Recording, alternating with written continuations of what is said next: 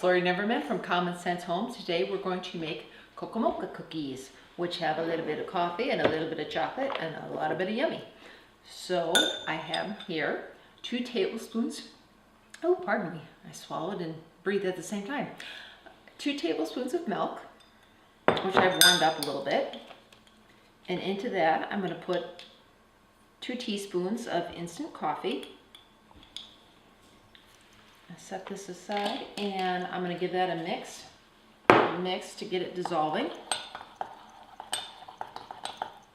Let that sit a bit, and then I'm going to let that dissolve, and I'm going to put that in a bowl with 3 ounces of cream cheese, softened. If you want, you can mix this in your mixer too, but I kind of like using a regular bowl in 1 spoon. It's just one of those things. I do not mind using my hands in the kitchen. It's all part of the experience. And that is a 3/4 cup of butter, softened. Then we've got a teaspoon of vanilla. And this is homemade vanilla. I just keep refilling my same vanilla bottle because it's much easier to pour from than out of a mason jar. But you can see if we got a close up here, you can see this is a little bit chunky because I'm getting towards the end of the bottle. It's almost time for a refill. And then I also have 3/4 cup of brown sugar packed. So I got to get this out of here. Pack that in there. I do like cane sugar for baking over beet sugar. And if you look on the label, you'll see whether or not, if it says cane sugar, it's cane sugar. If it doesn't say what kind of sugar it is, it's probably beet sugar because that's much more common here in the US. And that's just a personal preference. I find that, and it has been tested by professional bakers as well. Well, I used to be a professional baker, but I'm not so much anymore. Anyway, the cane sugar does brown a little bit differently and bake a little bit differently than the beet sugars. So if your cookies aren't turning out quite the way you might hope for, you might try switching brands of sugar and see if you like the results better. And I'm going to get that butter and hope that I softened it enough because I'm trying to do this on camera. And mash that together with the sugar and the vanilla. This might take just a little bit of mixing and give that coffee some more time to dissolve. And once I get this blended up, we'll add the flour and the cocoa too. And then it's going to have to chill about an hour. Yeah, looks like I could have softened my butter a little bit more. I have lumps, people, on camera. Lumpy dough. So it's going to take a little more effort. Oh, when I was growing up back on the farm, we used to make so many Christmas cookies every year. It was just insane. Because I'm the youngest out of 6 kids. And so, and mom loved to bake. This is why I did the bread book.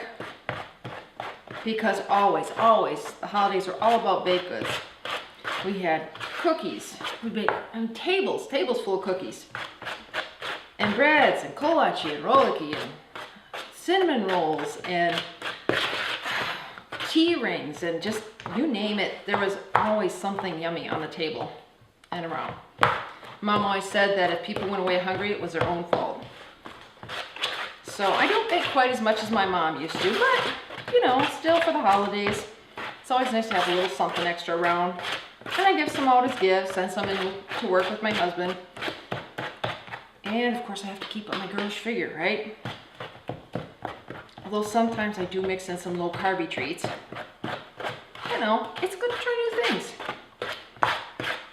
But I figured that people would enjoy these because chocolate and coffee, of course, are some of our most popular foods. And these little cookies, they're nice, they're little coffee bean shaped cookies. So they look cute on a cookie tray. And they're not really huge. So you have 1 cookie and it's not like 1 cookie. It's 1 cookie, no big thing. If you're counting carbs or counting calories, it'll be less likely to put you over the edge. All right. Almost there, still a few lumps in my butter. But Let's see how my coffee's doing here. Pretty well dissolved. So we'll get that mixed in. It smells good.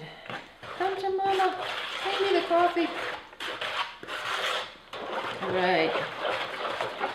It's coming together nicely. A little bit more. If you have a request for a specific recipe, you can always leave a comment on the website, on YouTube, wherever you happen to see the video, or if you happen to be, and let me know.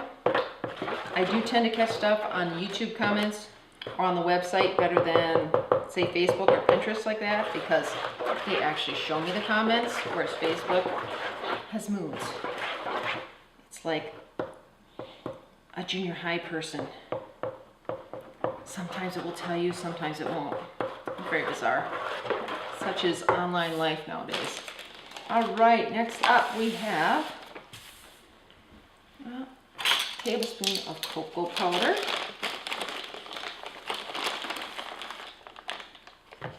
And this is the extra dark stuff, but you can use whatever type you like. And 2 cups of all-purpose flour. Am I measuring that carefully? I think so.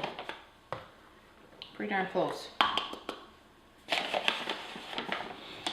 Okay, I'm trying to level it neatly. I should probably have a knife so I can skim it off and not offend very detailed bakers everywhere. But we're gonna call that good enough. Because it's a cookie, people. It's not a Michelangelo painting. All right. I'm gonna get that blended in until this is smooth and uniform. And then this dough needs to chill about an hour. So hopefully I'll get the recipe done before I run out of daylight. Oh my God. That's so fast. That's terrible. All the excitement, I baptized myself with flour. But, you know, I live in Wisconsin, and in the middle of winter, I have all of about 4 hours in the middle of the day where I have decent lighting for making videos. So it's always a challenge to get in the kitchen, get things rocking and rolling, and hope I end up with a recipe done in time for it to actually show up on video and not be recording in the dark. But it's okay. I do like the winter. It's beautiful outside. And when I don't get extra messy, trying to hurry, it goes pretty smoothly. All right, so here we are, chocolate gloopy stuff. So I'm gonna get this in the fridge and chilling, and we'll come back in about an hour. And here's our dough that's had a chance to chill. I put this out on our porch because this time of year it is quite cool outside. And this is going to make around 48 cookies or 4 dozen cookies. So in order to make that a little bit easier, I'll divide that into 4. And then chop this up. Let's see. 2, 3.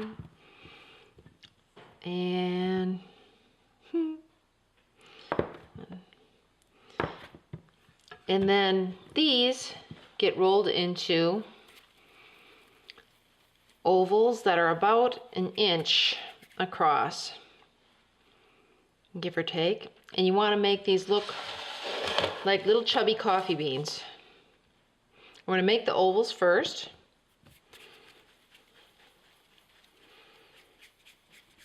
And then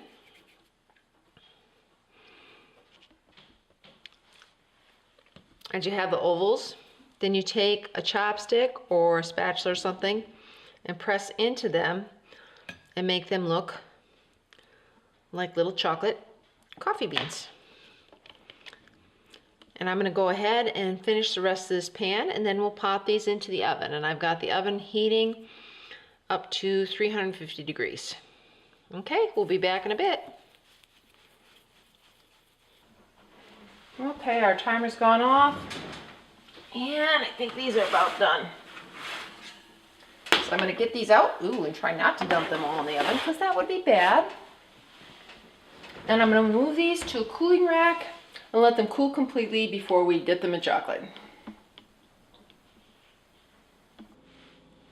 Now to coat the cookies, we do a chocolate dip with half a cup of chocolate chips and about a teaspoon of coconut oil.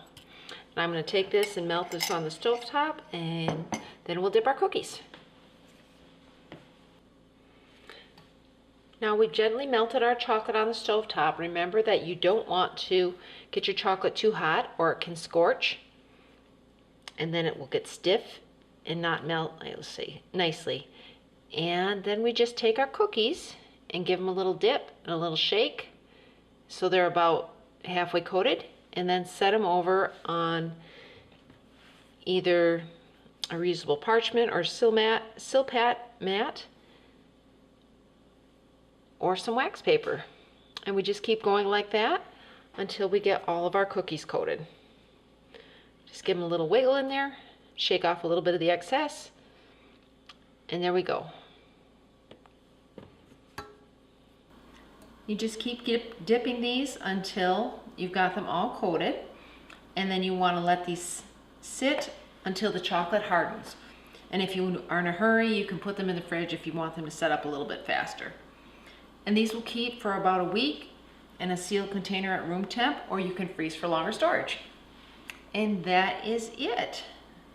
These are neat for serving at parties, for gift giving, or if you just want a little extra treat for yourselves at home. Thank you for watching, and if you have any questions or comments, just leave me a note below.